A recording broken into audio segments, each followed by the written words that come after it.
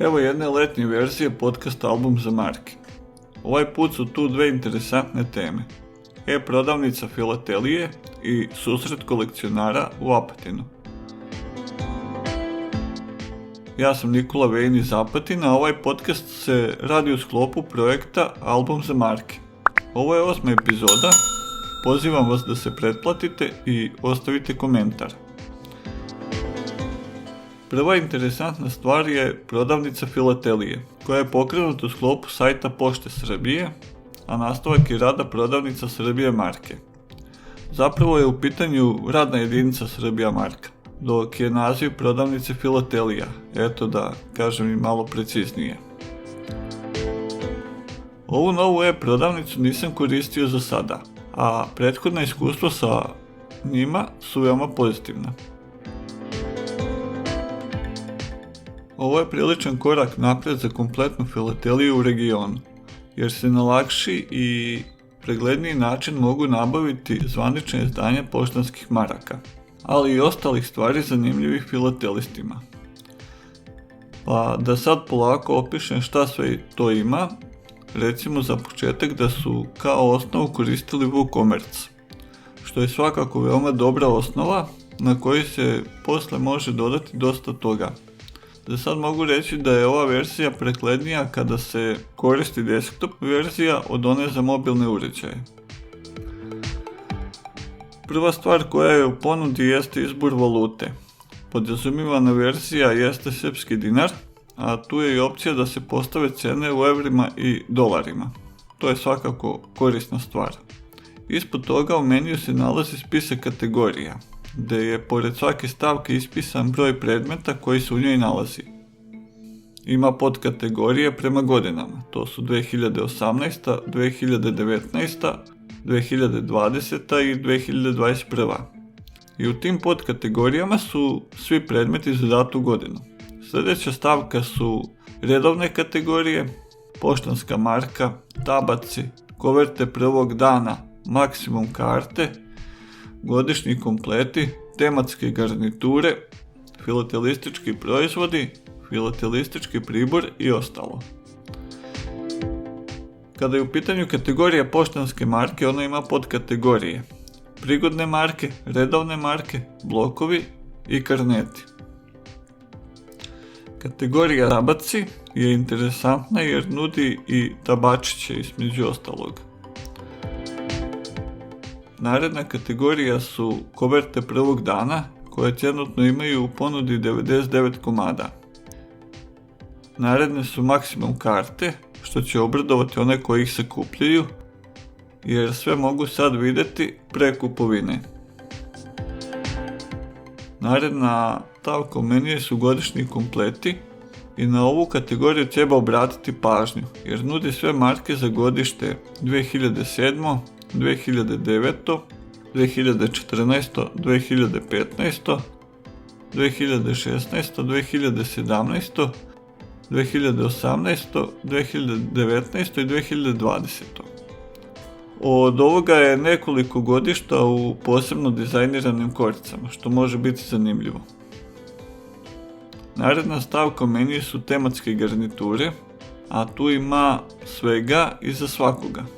Tu su dečije marke, dinosaurusi, Dani Afrike, Tito, Dunav, ptice i još ponešto.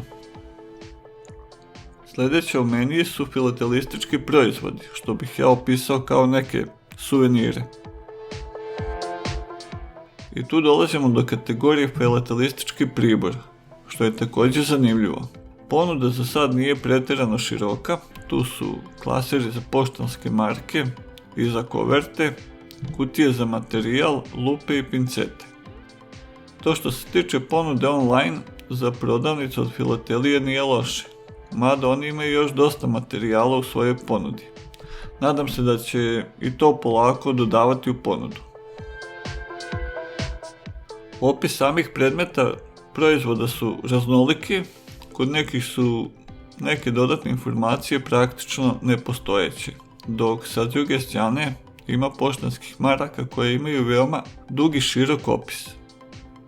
Sad to manje više i ne smeta u većini slučajeva, Dok, na primjer, kad su u pitanju klaseri za poštanske marke, tu bi bilo dobro da se napiše koji su boje listovi, koliko imaju redova za marke na jednom listu i druge zanimljivosti. Tu su prisutne slike, ali dodatne informacije bi bile od velike pomoći. Tu su naravno dodatne i neophodne stranice, kako kupovati, opšti uslovi poslovanja, instrukcije za plaćanje, politika privatnosti i najčešće pitanja koje su veoma detaljno obrađena. To je od velike pomoći da razumete pre kupovine šta vam nije jasno. Ovdje ću ponoviti da je sve mnogo preglednije kada se koristi desktop verzija, dok je na mobilnima za nijansu slabija preglednost.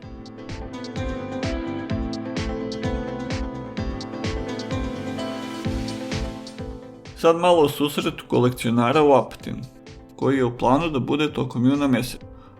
Ova druženja se održavala par godina unazad, ali prošle godine nije moglo zbog sve prisutnog problema i ograničavanja okupljanja koje je tad važilo. Kao i prethodnih godina predviđeno je da se zakup stolova ne naplaćuje. Mjesto gdje će se organizovati susret jeste hol osnovne škole Žarko Zrenjanin, gdje ima sasvim dovoljno prostora.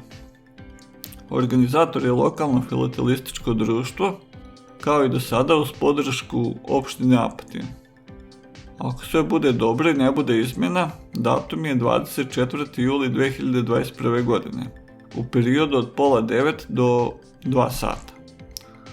Ova okupljanja nisu predviđena samo za filateliste, bude tu i drugih kolekcionara, tako da se može naći numizmatike, razglednica, značaka, povremeno i stripova, romana, gramofonskih ploča.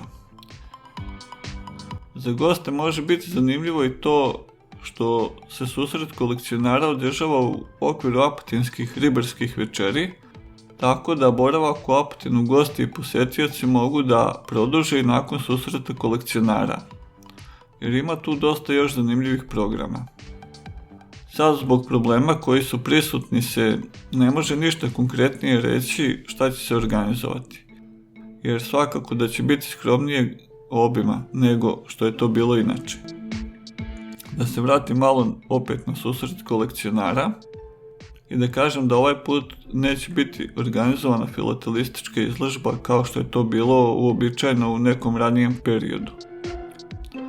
Sad malo preciznije informacije ne mogu dati jer još ima mjesec dana do tog susreta, ali možete kontaktirati organizatora, info možete naći na Facebooku, pa će on znati malo bolje da odgovori kako se taj rok bude primicao. To je sve što se filatelije tiče za ovaj junski podcast, gdje sam malo pričao o dve zanimljive stavke koje su meni privukle pažnju. Kako je ovo hobi projekat, sadržaj objavljujem kad uhvatim vremena što na sajtu, što na SoundCloudu ili YouTubeu.